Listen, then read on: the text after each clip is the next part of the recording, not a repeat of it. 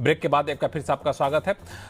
लोगों के सवाल, इससे पहले एक बड़ा इंपॉर्टेंट सा मुद्दा है, वो ये है कि प्रॉपर्टी बेचने के दौरान अगर कोई मोटा कैश आप लेते हैं तो कैश लेना गुनाह है क्या, या फिर इनकम टैक्स के नियम क्या कहते हैं। अभी ट्रिब्यूनल का एक बड़ा ही महत्वपूर्ण फैसला आया है जिसने पूरी धारणा को बदल दिया है। फैसला क्या है और आपके ऊपर इसका कैसे असर पड़ेगा, कोहली साहब समझते हैं। कोहली साहब, ये क्या है फैसला और कैसे इसको समझा जाए? बिल्कुल, किसी महिला ने फ्लैट बेचा और करीब 94 लाख का बेचा और उसमें 38 लाख रुपए कैश पेमेंट आई। कैश पेमेंट वो गुनाह वाली नहीं, कैश पेमेंट जो बिल्कुल प्रॉपर कैश पेमेंट आई और उन्होंने उठा के बैंक में जमा करा दिया उसको। अब असेसिंग ऑफिसर ने कैश इतना मोटा जमा ऊपर से रिटर्न नहीं फाइल करी, उन्होंने उस पर टैक्स लगा दिया। 69A में अनएक्सप्लेन्ड इनकम का टैक्स लग गया। मैटर CIT पे गया, ट्राइब्यूनल के पास आया।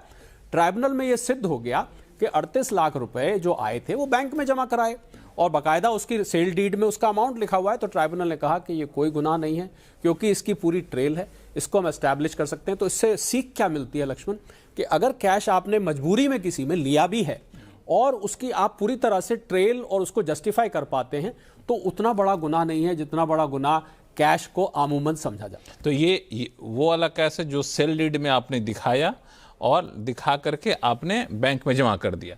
और जो पर्दे के पीछे से लेते हैं वो तो गुनाह तो है ही। वो तो हमेशा ही गुनाह रहेगा, हमेशा से गुनाह है। तो उसको दोनों को मिक्स मत करिएगा, बाद में मतलब हमें तो टैक्स रूल ने कहा था ये गुनाह नहीं और गुनाह फंस गया हमें, तो वो वाला कैश मत लीजिएगा। सेल डीड में लिखा हुआ है, कैश मिल गया, उसको अपने बैंक में जमा करा दिया तो वो तो अकाउंटेड मनी माना जाएगा। उस पर जो बताया कोहली साहब ने उसके हिसाब से टैक्स का ट्रीटमेंट होगा।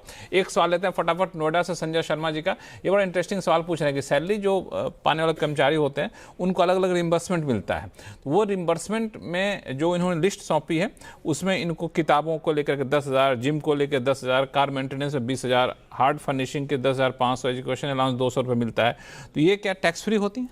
देखिए, या तो वो परक्विजिट है, क्योंकि अगर परक्विजिट है और एम्प्लॉयर आपको कोई ऐसी सुविधा दे रहा है जो आपको देनी है तो फिर तो परक्विजिट में ऐड हो जाता है। पर अगर परक्विजिट नहीं है तो सिर्फ और सिर्फ ऑफिशियल पर्पसेस के लिए आपको जो अलाउंसेस मिल रहे हैं, भले ही वो न्यू रेजीम हो या ओल्ड रेजीम हो, उसके अलावा बाकी अलाउंसेस सभी के सभी टैक्सेबल हैं। तो यानी कि अगर आप अपने कंपनी के खर्च के लिए कुछ खर्च कर रहे हैं, उसको रीइंबर्स कर रहे हैं, भले ही उसका अलाउंस नाम है, तो फिर माफ हो जाएगा। वरना अब सैलरी में जितने मर्जी आप नाम दे दीजिए, बुक्स दे दीजिए, जिम दे दीजिए, कुछ भी दे दीजिए, सब पे टैक्स है। बिल्कुल कहीं कोई कंफ्यूजन होना चाहिए। कोहली साहब, बहुत बहुत धन्यवाद सभी सवालों का जवाब देने के लिए। टैक्स गुरु में फिलहाल इतना ही। आपके पास कोई भी सवाल हो तो आप हमें लिख भेजिए tax@moneycontrol.com पे, और सवाल जब भेजें तो अपना नाम और मोबाइल नंबर लिखना ना भूलें। टैक्स गुरु में फिलहाल इतना ही। देखते रहिए CNBC आवाज। नमस्कार।